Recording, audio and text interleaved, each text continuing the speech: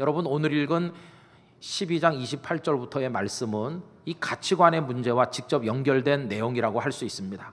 어느 날 한 서기관이 예수님께 나와서 질문을 해요. 근데 우리 앞전에 생각했던 말씀을 떠올려 보시면 바리새인들과 헤롯 당이 먼저 와서 세금 문제로 예수님께 시험을 했지 않았습니까? 그리고는 사두개인들이 와서 부활의 문제를 가지고 예수님께 또 질문을 했는데, 그들 다 선한 동기에서 온 것이 아니라 예수님을 올무에 걸기 위한 악한 동기로 예수님께 왔던 것입니다. 그러나 우리 예수님은 사람의 생각 안에 갇혀 계시는 그런 분이 아니셨습니다. 위대하신 예수님, 놀라운 지혜로 상상도 못할 대답을 통해 그들을 꼼짝 못하게 하셨고, 질문하러 왔던 그들은 오히려 그 주님의 놀라우신 모습 앞에 감탄할 수밖에 없었습니다. 그런데 그 일련의 여러 이야기들을 옆에서 듣고 서 있던 한 서기관이 오늘 본문에 등장하는 것입니다. 그리고 그 사람도 예수님께 한 가지 질문을 하게 되었는데요, 오늘 본문 28절을 다시 보시기 바랍니다. 서기관 중 한 사람이 그들이 변론하는 것을 듣고 예수께서 잘 대답하신 줄을 알고 나와 묻되 모든 계명 중에 첫째가 무엇이니까? 이렇게 하였습니다. 예수님 당시 서기관들은 그 중에 상당 숫자가 사내들인 공회 회원으로 참여하는 사람도 있고요, 출신 성분을 따져보면 서기관의 대부분은 바리새파 출신들이었습니다.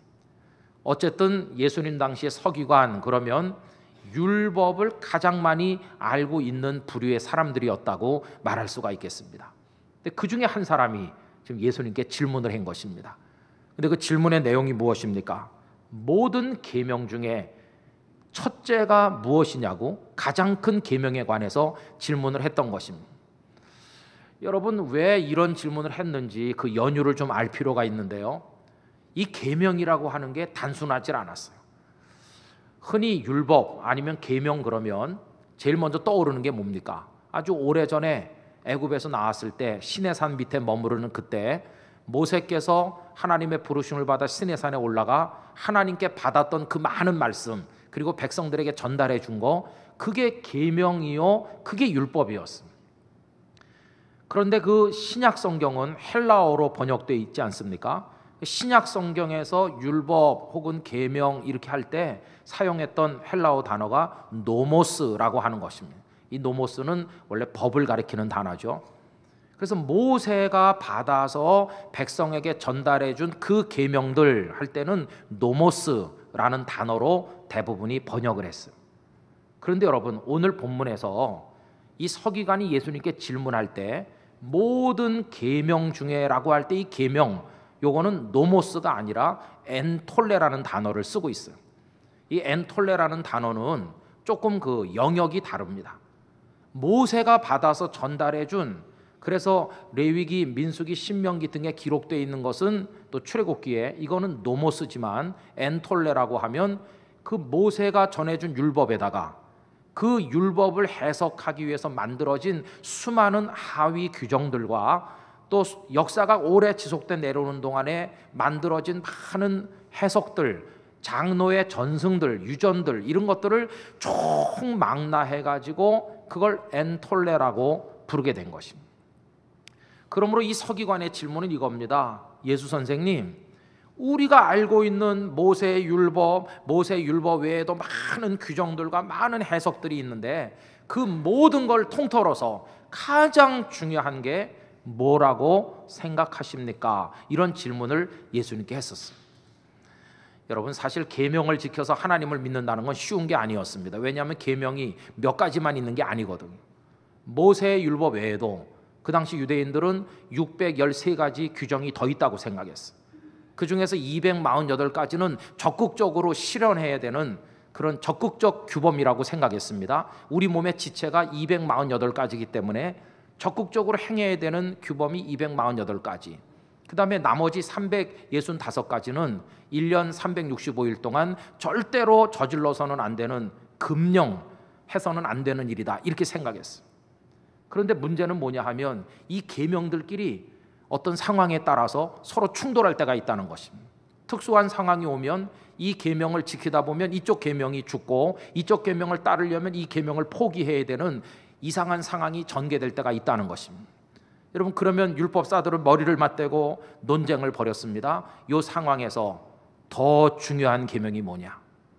이 상황에서 먼저 지켜야 될 계명이 뭐냐? 그게 그들에게는 아주 익숙한 논쟁 주제였습니다. 더 큰 계명, 지금 이 서기관이 예수님께 가장 큰 계명, 첫째를 물어보게 된 연유도 바로 여기 있는 것입니다. 이 서기관은 이 질문을 통해서 예수님의 율법에 대한 통찰력이 어느 정도나 되는지 테스트해보고 싶은 생각이 있었다고 할 수 있겠습니다. 여러분, 이 서기관이 첫째가 무엇입니까? 라고 물었는데, 오늘 저는 이 말씀의 제목을 거기서 따가지고 왔습니다. 첫째가 뭐냐? 저는 오늘 3부 예배 참석하신 우리 땅끝교회 성도님들께서 이 질문을 여러분 스스로에게 해보실 수 있기를 바랍니다. 여러분의 인생의 첫째는 뭡니까? 여러분의 가치 체계에 있어서 첫째 계명처럼 중요하게 여기고 사시는 게 도대체 무엇입니까? 여러분의 삶을 끌고 나가는, 여러분의 인생 전체에 질서를 주고 방향을 정해주고 여러분의 인생을 가치 있게 만들어주는 도저히 포기할 수 없는 그 첫째, 그 한 가지, 그것에 대해서 무엇이라고 여러분 대답하시겠습니까? 이 질문에 대해서 어떤 대답을 하는지에 따라 그 사람의 인생의 모습을 가늠할 수 있고, 그 사람의 믿음의 칼날을 우리가 짐작해 볼 수 있고, 앞으로 그 사람의 미래가 어떻게 전개될 것인지를 우리가 예측해 볼 수 있을 것입니다. 그 사람은 무엇을 첫째로 여기며 사는가? 여러분, 이 서기관의 질문에 대해서 예수님의 대답을 먼저 확인해 보고자 하는데요, 예수님은 첫째가 뭐냐고 물어보는 그에게 첫째도 대답하셨고, 그가 묻지 않은 둘째까지 붙여서 대답하셨어요. 우선 29절로 30절 말씀 다 같이 읽어보겠습니다.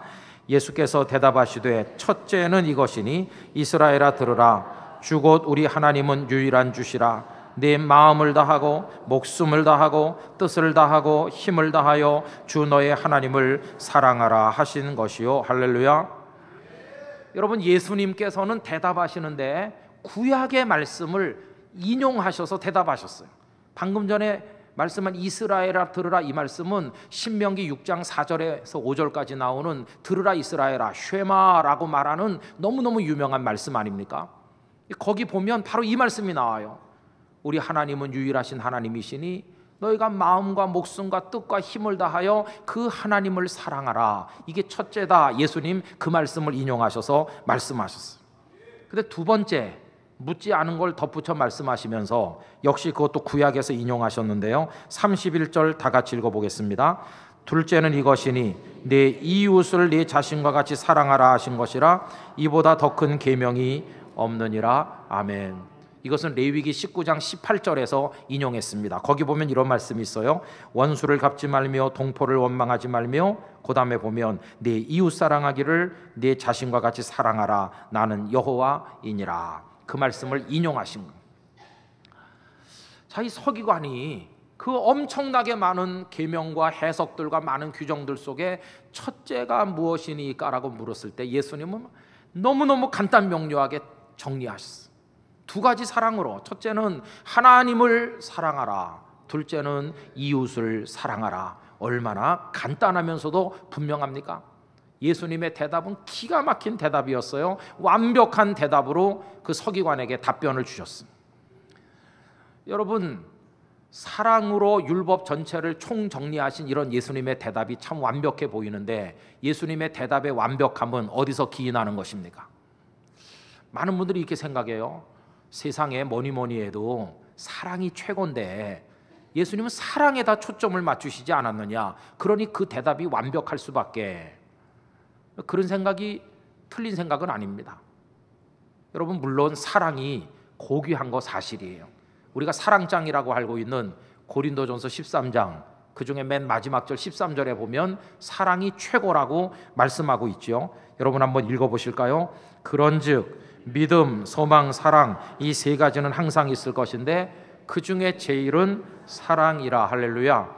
사랑이 최고인데 예수님은 사랑에다 초점을 맞추셔서 간단하게 정리했으니까 예수님의 대답이 참 멋지다 이렇게 생각하는 게 당연합니다.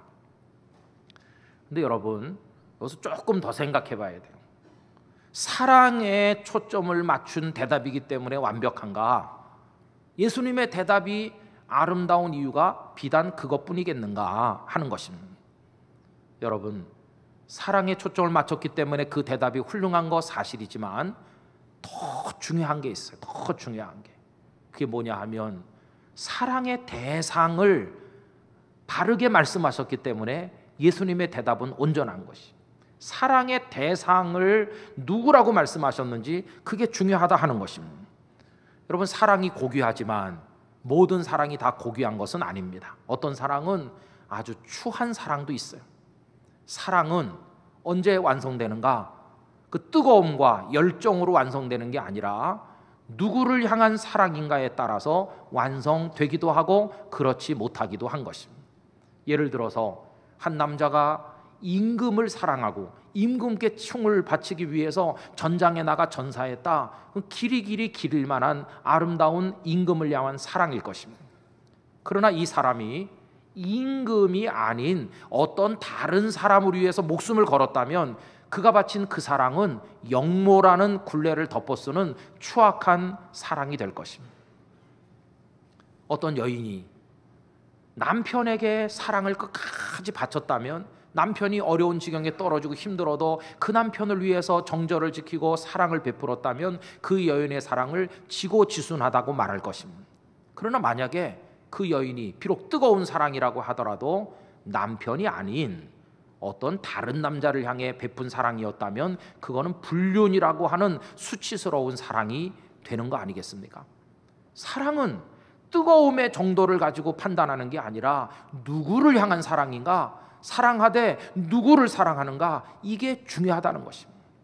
그런데 예수님께서는 첫째가 이것이라고 하면서 하나님을 사랑하라고 말씀하시는 것입니다. 하나님을 사랑하라고 하기 때문에 그 대답이 기가 막힌 대답이 되신 것이에요. 여러분, 하나님을 사랑하라고 그 신명기 6장 4절에서 5절 모세가 백성들에게 전했던 말을 예수님이 지금 인용하신 건데요, 수천 년 전으로 거슬러 올라가 보세요. 지금 광야를 거의 다 지나서 요단강이 저만치 보이는 모압 평지에 그들이 앉아 있습니다. 조금 있으면 요단강을 건너 가나안으로 들어갈 무렵입니다. 그러나 이제 모세는 120세가 되었고 하나님의 부르심을 받을 때가 다가왔습니다. 모세는 마지막 힘을 다해서 그 사랑하는 동족들에게 하나님의 말씀을 다시 한번 역설하고 있습니다. 그때 모세가 말한다고 생각해 보세요. 한번 상상해 보세요. 그 턱수염이 허연 모세가 그 백성들을 향해 들으라 이스라엘아, 우리 하나님 여호와는 유일한 주님이시니 이렇게 말할 때, 우리 하나님 이렇게 말할 때 모세의 가슴에 사무치는 하나님은 누구이시며 그걸 듣고 있는 백성들의 마음속에 하나님이라고 할 때 떠오르는 분은 누구이시겠어요? 모세의 마음속에 떠올리는 하나님이나 그 말을 듣고 앉아있는 그 많은 백성들의 마음속에 떠오르는 하나님은 동일한 하나님이셨어요.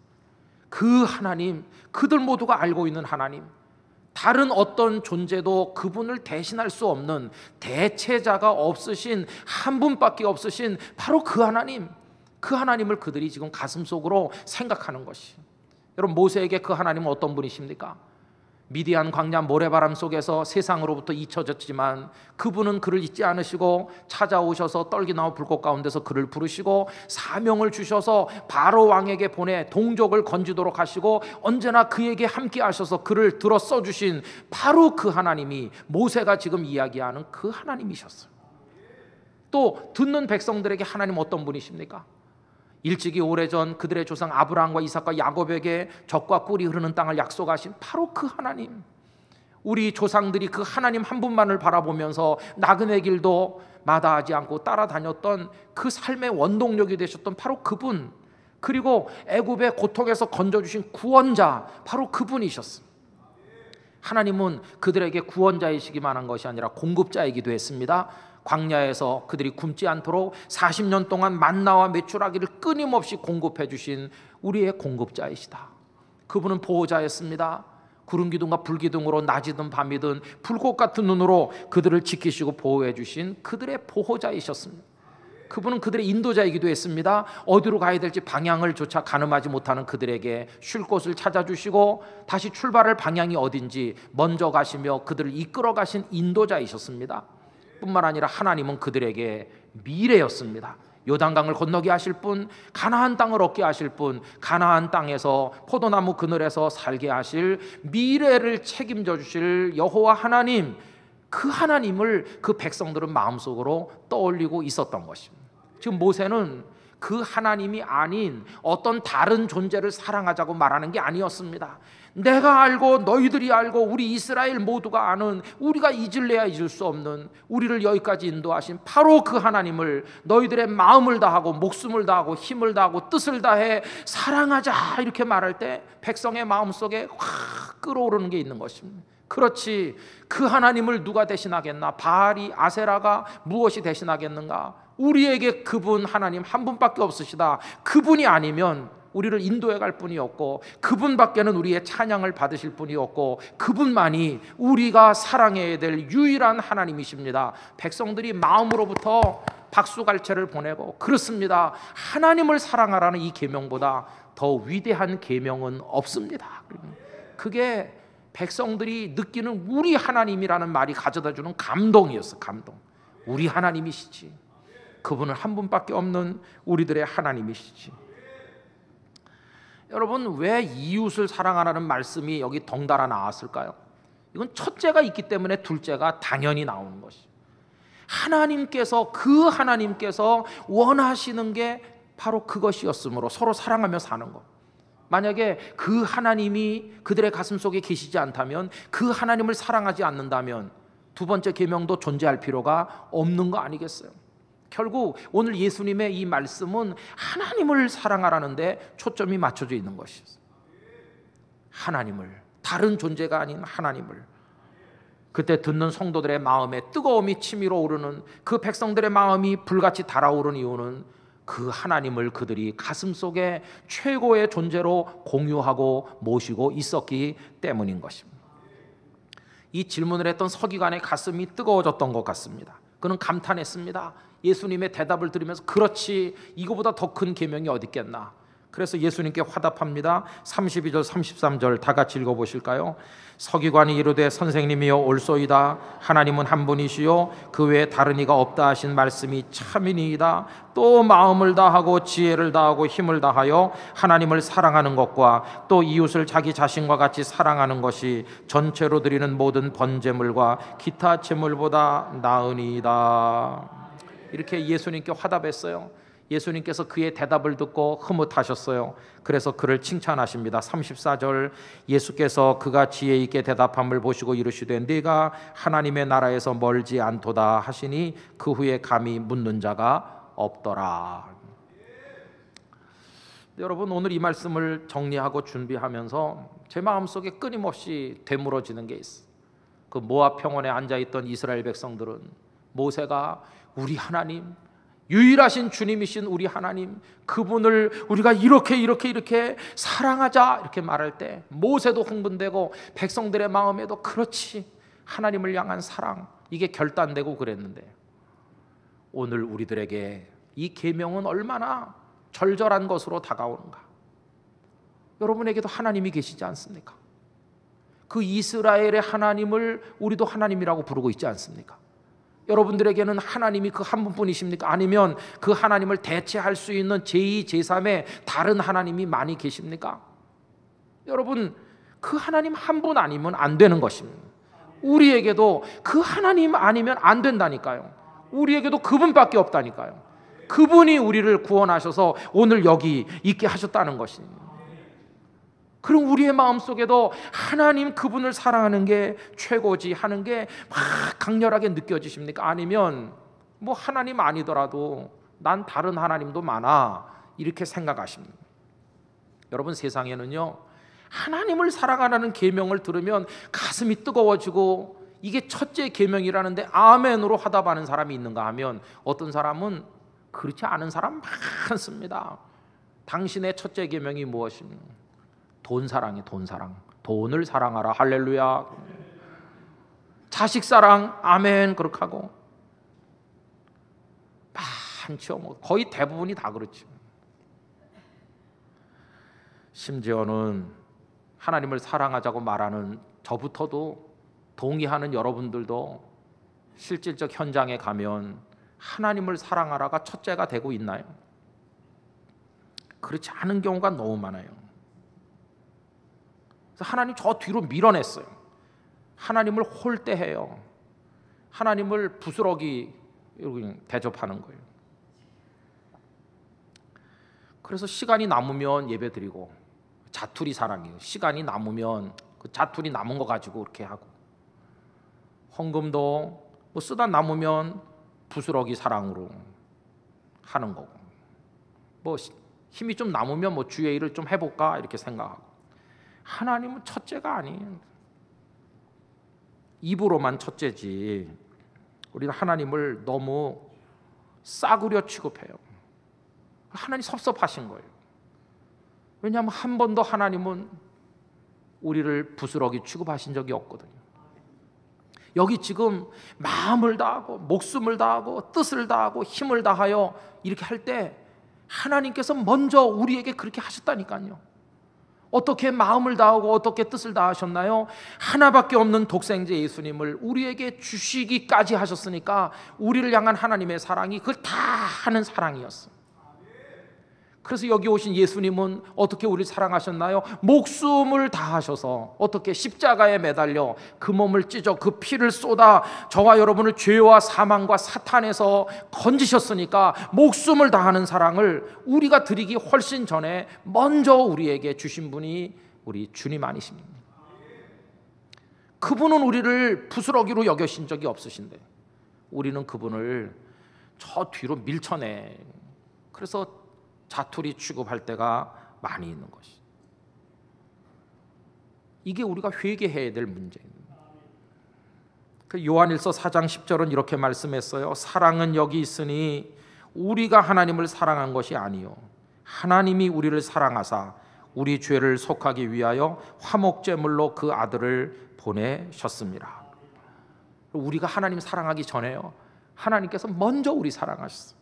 요한일서 4장 19절 우리가 사랑함은 그가 먼저 우리를 사랑하셨습니다.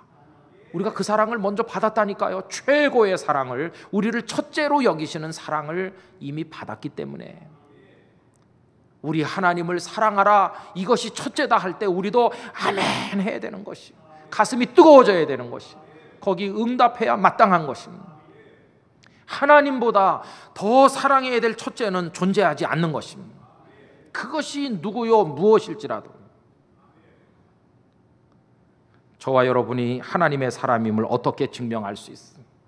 여러분이 그리스도인이라는 걸 어떻게 증명하시겠어요? 지금 여러분의 손에 품에 쥐고 안고 있는 것을 집어 던지고 나의 프로토스이신 당신을 향해 달려가겠습니다. 그거 할 수 있으면 여러분은 주님의 사람임을 증명할 수 있는 것이.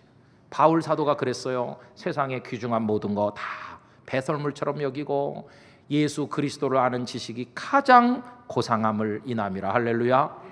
예수님의 비유, 어떤 사람이 밭에 가서 보화가 묻혀 있는 걸 보고 돌아와서 모든 가장짓물 재산 다 팔아가지고 그 밭을 산다고 그랬죠. 보화를 얻으려고. 저와 여러분의 첫째 보화는 예수님이요 예수님이 가져다준 영원한 생명의 구원인 줄로 믿습니다.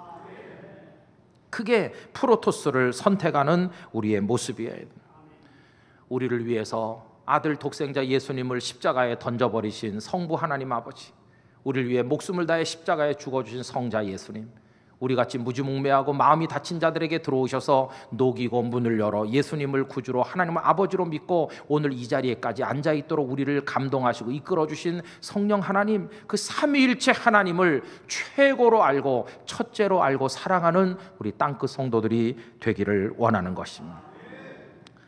예수 가장 귀한 그 이름, 예수 언제나 기도 들으사, 오 예수 나의 손 잡아주시는 가장 귀한 그 이름.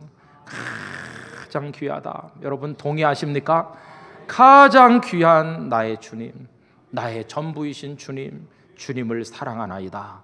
그렇게 살아가실 때 우리의 삶에 주님의 그 사랑이 더 풍성하고 놀라운 은혜 가운데 들어가게 될 줄로 믿습니다.